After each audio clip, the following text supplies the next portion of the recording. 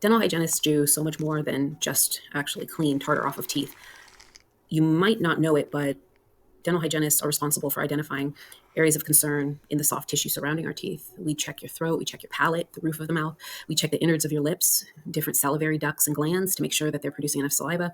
And we're looking in specific areas to rule out the possibility of oral cancer. Oral cancer is one of these insidious diseases that pops up from time to time.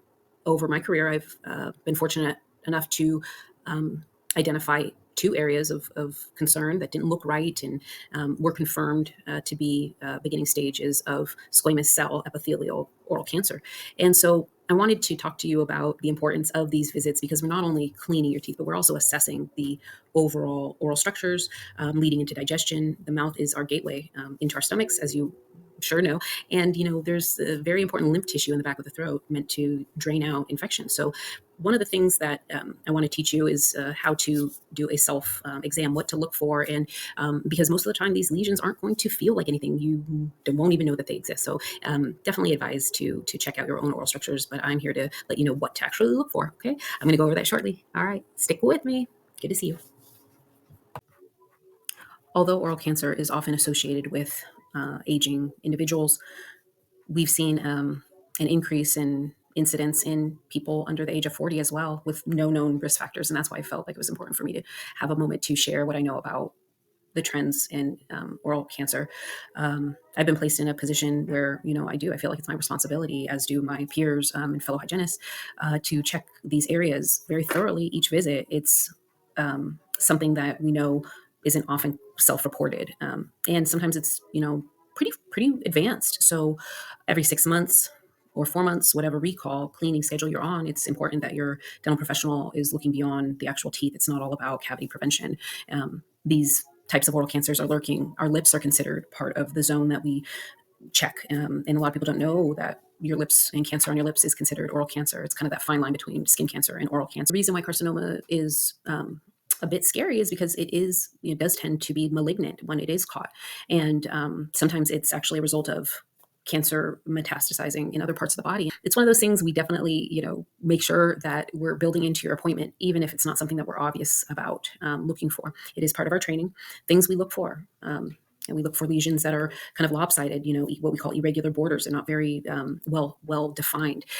So we look for that. Color also matters. Things that are red, bright red, things that are dark, blackish, and also, in some cases, white can indicate cancer, but also that could be something more fungal also. So those are the things that we want to know, we want to see, we want to screen you for, and that's why it's so important to make it in to see your dental hygienist every 6 months, so we can make sure that you're doing well.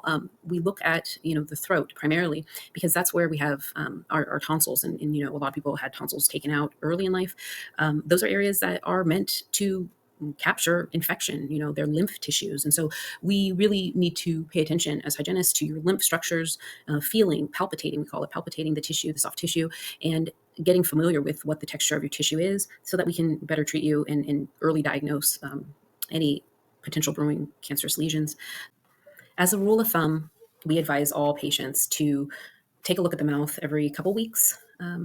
And make sure you have good lighting, make sure you are taking a look at the structures, the back of the throat, the roof of the mouth, taking a look at the sides of the tongue and the innards of the lips and the border of your lips, and just make sure that everything looks normal.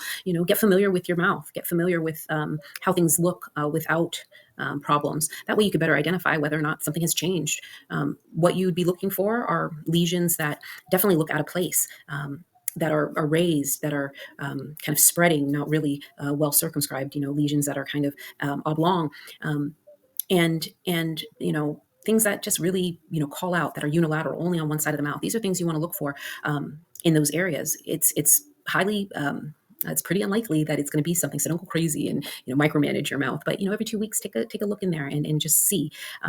The mouth, because it is so heavily coated and built with squamous cell epithelial tissue, it is one of the most rapid healing tissues of the body. So after about 14 days, if there's something that's still there that you didn't notice before, that warrants a phone call to your dental professional so that we can take a quick look and examine these areas and discover maybe why the area is not healing for you.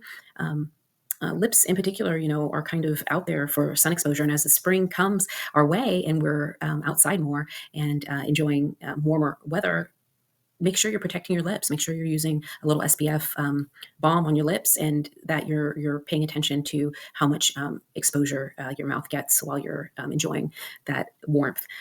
Okay, so that's it. We're here for you. Just want to let you know that we're looking beyond teeth.